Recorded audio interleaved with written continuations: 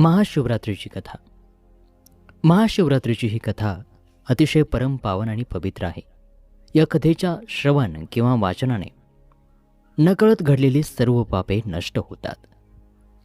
अशी ही दिव्य कथा जी सूतजीने शौनकादिक ऋषींना सांगितली होती. चला तर कथेला सुरुवात करूया. विंध्य पर्वतात एक व्याध राहत होता. व्याध अर्थात शिकारी. तो हिंसक आणि निर्दयी होता. एके दिवशी नेहमीप्रमाणे शिकार करण्याच्या तयारीने शस्त्रे, फासे, जाळे सोबत घेऊन तो जंगलात गेला. तेथे एक भगवान शंकरांचे मंदिर होते. तो दिवस होता महाशिवरात्रीचा पर्वकाळ आणि त्या दिवशी सगळीकडून शिवमंदिर सुशोभित केले होते. मंदिराचा कळस चकाकत होता. मंदिरातील शिवलिंगाची भक्त मनोभावे पूजा करीत होते. ब्राह्मण समुदाय रुद्रघोष करीत होते. अखंड अभिषेकाची धार शिवलिंगावर धरली होती. टाळ मृदंगाच्या गजरात भगवान शिवशंकरांचे कीर्तन चालू होते. हर हर असा जयघोष भक्तजन करीत होते. अनेक दीप लावले होते. सुगंधी द्रव्यांचा दरवळ चहूकडे पसरला होता. त्या ठिकाणी तो व्याध आला. त्याने ते सर्व वातावरण पाहिले आणि सर्व प्रकाराची टिंगल करून तो तेथून शिव हर हर असे वेडावून पुढे दाट जंगलात चालला. चेष्टेमध्ये त्याच्या जिभेला शिवशिव म्हणायची सवय लागली. तो दाट जंगलामध्ये शिरला. संध्याकाळपर्यंत त्याला कोणत्याही प्राण्याची शिकार काही मिळाली नाही. सूर्यास्तानंतर जंगलामध्ये दाट काळोख पसरला. आकाशात चांदण्या चमचमत होत्या. फिरत फिरत तो व्याध एका सरोवराच्या तीरावरती आला. तेथे एक बेलाचा वृक्ष होता. शिकारीसाठी ती योग्य जागा आहे असे वाटून तो त्या वृक्षावरती चढून बसला. आकर्ण धनुष्य ओढून त्यावरती बाण लपवून तो येणारे सावजाचे लक्ष शोधू लागला. परंतु त्याच्या डोळ्यापुढे बेलाच्या वृक्षाच्या डहाळ्या येत होत्या. त्यामुळे त्याला काही नेम साधता येईना. तेव्हा त्याने फांदीवरील बेलाची पाने तोडून खाली टाकायला सुरुवात केली.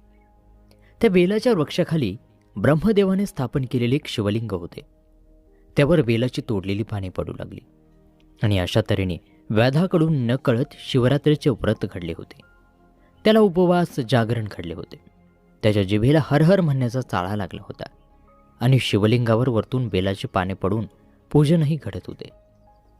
रात्रीचा एक प्रहर उलटून गेला. त्या सरोवराच्या काठी एक गर्भिणी सुकुमार अशी हरिणी पाणी पिण्यासाठी आली. तिला दुरूनच दिसले की साक्षात मृत्यूचे रूप घेऊन व्याध आपल्यावरती बाण रोखून बसला आहे. तेव्हा ती मनुष्यवाणीने व्याधाला म्हणाली, हे महापुरुषा, एक रथ भरून छोटे जीव मारले तर एक हरिण वधाचे पातक, 100 हरिण वधले तर एका बैलाच्या हत्येचे पातक, 100 बैल मारले तर एका गोहत्येचे पातक, 100 गोहत्या केल्या तर एका ब्राह्मणाच्या वधाचा दोष, 100 ब्राह्मण वधाचे पातक म्हणजे एक स्त्रीवध आणि 100 स्त्रियांच्या हत्येचे पाप एका गुरुहत्येच्या पापापेक्षा शतपट असते. तर हे माझा अपराध नसताना तो माझ्यासारख्या गर्भिणीला मारू नकोस. माझ्या उदरातील निष्पाप कोवळ्या जीवाचा वध करून दोष घेऊ नकोस. मनुष्यवाणीने बोलणाऱ्या त्या हरिणीला पाहून व्याधाला आश्चर्य वाटले. तो म्हणाला, मनुष्यवाणीने बोलून ती एवढे शास्त्र कसे काय सांगतेस? माझ्या कुटुंबातील लोक माझ्यावर उदरनिर्वाहासाठी अवलंबून आहेत. ते आज दिवसभर माझ्यासारखेच उपाशी आहेत. तरीही सुद्धा माझ्या अंतःकरणात तुझ्याविषयी करुणा उत्पन्न झाल्यामुळे तू पूर्वी कोण होतीस, तुला एवढे ज्ञान कुठून मिळाले ते सर्व काही मला सांग. हरिणींनी बोलायला सुरुवात केली.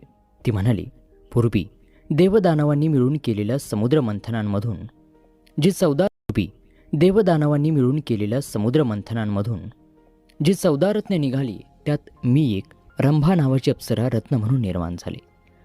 माझ्या रूपावर देव ऋषी अनुरक्त झाले. त्याचे मनोरंजन करणे माझे काम होते. स्वर्गातील दिव्य भोग भोगून सौंदर्याने उन्मत्त होऊन मी शिवभजन, शिवरात्र, सोमवार, प्रदोषव्रत वगैरे सर्व काही सोडले. अमृतपान सोडून मद्यपान करू लागले. देवाचा संग सोडून हिरण्य नावाच्या दैत्याजवळ राहू लागले. एकदा तो दैत्य मृगयेसाठी दूरवर अरण्यात गेला. हे पाहून मला वाटले की या वेळात श्रीशंकरांचे दर्शन घेऊन यावे आणि म्हणून मी कैलासावर गेले. मला पाहताच भगवान शंकर क्रोधित झाले.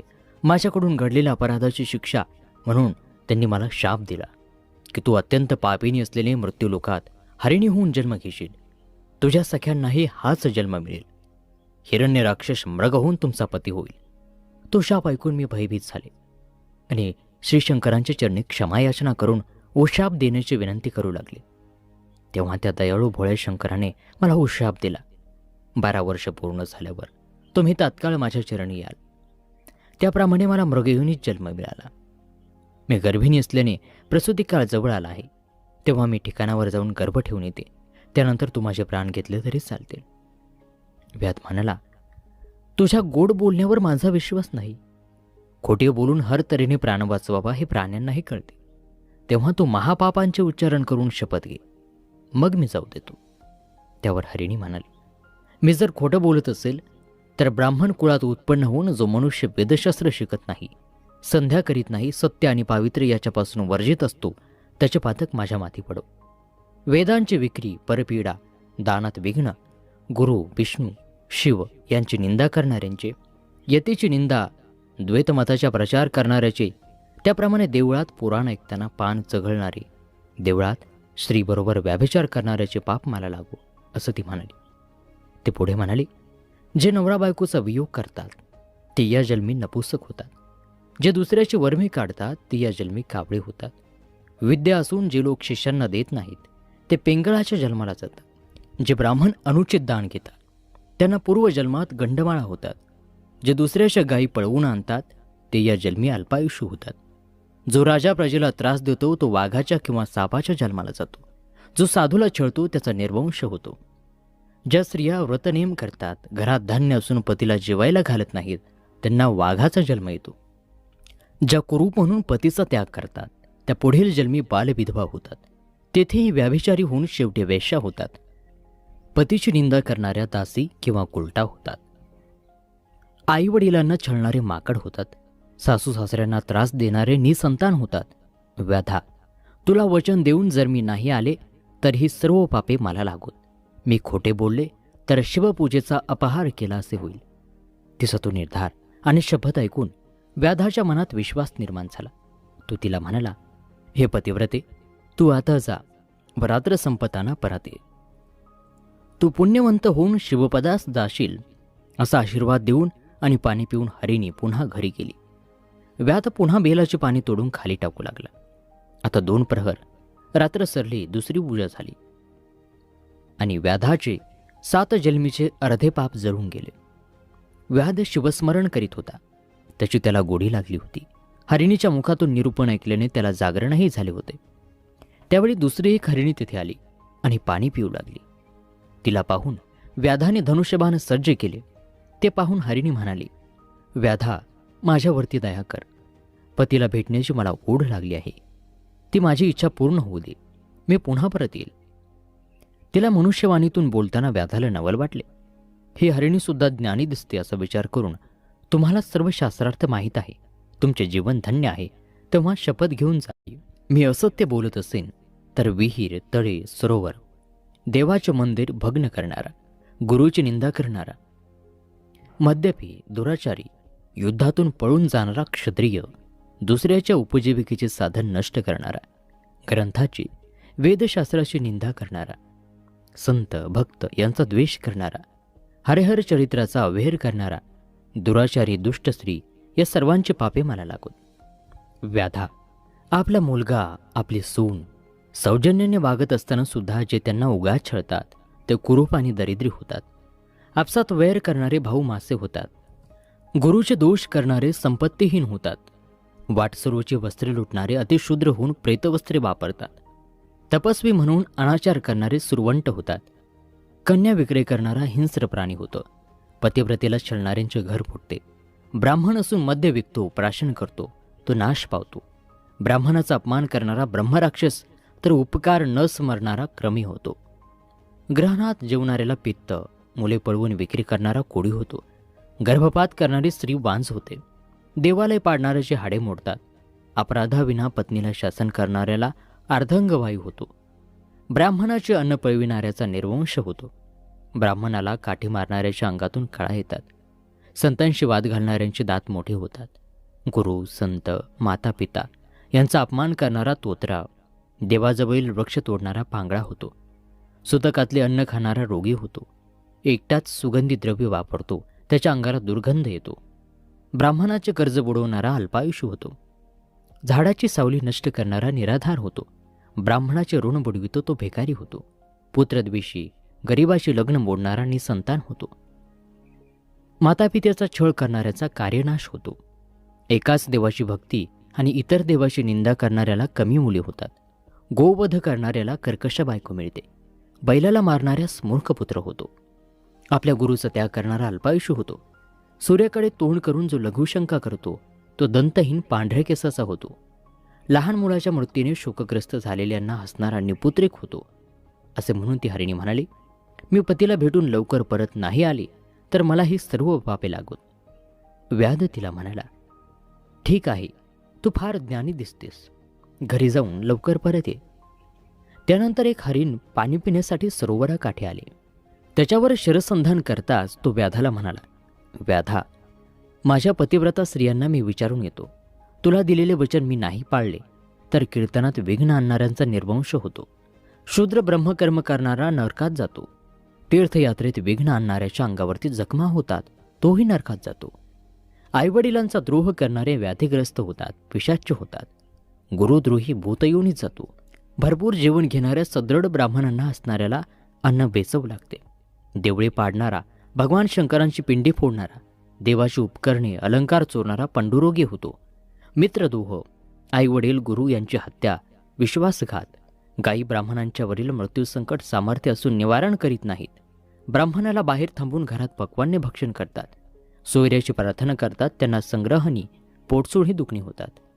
पंचयज्ञ न करणारे, ब्राह्मणाचे घरे जाळणारे, गरिबीला वाटेत लुटणारे, संतांचा अपमान करणारे, गुरुला छळतात, त्यांची परीक्षा घेतात, त्यांच्यावर आरोप करतात, ती माणसे निपुत्रिक राहतात. शिवकीर्तन न ऐकणारे कर्णपीडित होतात. बडबड करणारे बेडूक होतात. शिवकीर्तनात झोपणारा साप होतो. वाद घालणारा पिशाच्य होतो. अशा तऱ्हेची अनेक पापे मी जर वचनभंग केला तर माझ्या माथी पडोत. व्याधाला आता शिवनामाची फार गोडी लागली होती. त्याचा कंठ दाटून आला. डोळ्यातून अश्रू उघळू लागले. बेलाची पाने खोडून तो खाली टाकत होता. शिवपूजन घडतच होते. रात्रीचे 4 प्रहर शिवजागर झाला. रात्र संपली. अरुणोदय झाला. तेवढ्यात तिसरी हरिणी आली. आपण हिला तरी मारावे असा विचार व्याधाच्या मनात आला. तोच हरिणी मनुष्यवाणीने बोलू लागली, व्याधा, तू मला मारू नकोस. घरी माझे बाळ आहे. त्याला स्तनपान देऊन मी परत येते. मी वचन मोडले तर मला अनेक महापापे लागतील. आता ही कोणता शास्त्रार्थ सांगेल अशा कुतूहलाने व्याधाने तिला, तू काहीतरी शपथ घेऊन जा असे म्हटले. हरिणी म्हणाले, गवत जाळणारा, गावाला आग लावणारा, गोब्राह्मणांचे पाणी अडविणारा क्षयरोग होतो. ब्राह्मणाचे घरे हिसकावतात, त्यांची पूर्वज रवरव नरकात पडतात. आई मुलगा, पतीपत्नीमध्ये भांडणे लावणारे, देव ब्राह्मण यांना वंदन न करणारे, कठोर बोलणारे, त्यांचे हातपाय यम तोडतात. चोरटी नजर ठेवणाऱ्यास नेत्ररोग, पुस्तके चोरणारा मुका होतो. भक्ताची निंदा करणारे मुखाचे रोग भोगतात. आईवडिलांना ताडण करणारे लुळे होतात. कृपण सर्प होऊन धनाचे रक्षण करतो. यतेला भिक्षा न घालणारा शिवाच्या कोपाला बळी पडतो. संतती संपत्तीला मुकतो. जेवणावरून ब्राह्मणाला उठविणे सर्वात मोठा अधर्म आहे. पारधी हरिणीला सद्गदित होऊन म्हणाला, तू निशंकपणे घरी जाऊन तुझ्या पाडसाला स्तनपान देऊ नये. त्या हरिणीपैकी पहिली हरिणी प्रसूत झाली. दुसरीने पतीची भेट घेतली. मग हरिण आणि 3 हरिणी व त्यांची पाडसे व्याधाकडे आली. प्रत्येकजण व्याधाला माझी शिकार प्रथम कर असे म्हणू लागले. त्यांची ती बोलणे ऐकून परस्परावरील प्रेम, त्यामागची भावना, व्याधाच्या अंतःकरणात करुणा उत्पन्न झाली. तो झाडावरून उतरून खाली आला आणि हरिणींच्या पाया पडला. तो म्हणाला, तुमच्या मुखातून निरूपण ऐकून माझे जीवन पावन झाले. आता तुम्हीच माझे मातापिता आणि गुरु आहात. संसार लटका आहे. शिवपदी पोहोचण्याची मला ओढ लागली आहे. आणि असे म्हणता क्षणी आकाशातून विमान आले. त्यात पंचवदन दशभुज व्याघ्रांभर नेसलेले तेजपुंज शिवगण बसले होते. किन्नर वाद्य वाजवित होते. विद्याधर गाणी गात होते. देव वर्षाव करू लागले. हरिणाची शरीरे दिव्य झाली. व्याध त्यांना नमस्कार करीत शिवहर मंत्र म्हणू लागला. त्याचा देह दिव्य शिवगणासारखा झाला. हरिणासह सर्वजण विमानात बसले. देव व्याधाची प्रशंसा करू लागले. व्याध शिवपदी पोहोचला. मृगांना तारामंडळात स्थान मिळाले. भगवान व्यासांनी लिंगपुराणामध्ये जे वर्णन केले आहे त्याचे हे प्राकृतमध्ये वर्णन होते. ही महाशिवरात्रीची व्रतकथा श्रवण केल्याने सर्व पापे नष्ट होतात. ही कथा ऐकणारा खरोखरच पुण्यवंतांनी धन्य होतो. अशी ही महाशिवरात्रीची कथा या ठिकाणी समाप्त होत आहे. ही कथा तुम्हाला कशी वाटली सांगायला विसरू नका आणि आपल्या आप्तिष्टांसोबत